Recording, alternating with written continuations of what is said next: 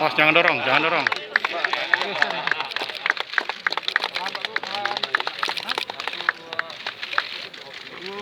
Sumsel tangguh Bapak. Sumsel. Sumsel tangguh, Sumsel siap. Sumsel maju. Amin.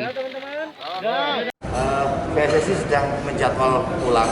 Kita sudah menyiapkan jadwal untuk memulai sekitar tanggal 5 Februari. Kita berharap tadinya ketika kita ubah jadwal itu kita berharap benar bahwa vaksin akan datang di pertengahan bulan ini. Alhamdulillah 3 hari yang lalu sudah datang vaksinnya. Kalau itu bisa segera didistribusi ke masyarakat dan mungkin di bulan Januari sudah mulai banyak yang menggunakan. Insya Allah tanggal 5 Januari kita bisa Februari masih tentatif ya? Belum bisa dipastikan bergulir atau tidak? Ya kita tunggu situasi COVID ini dulu lah. Handicap kita akan di sana.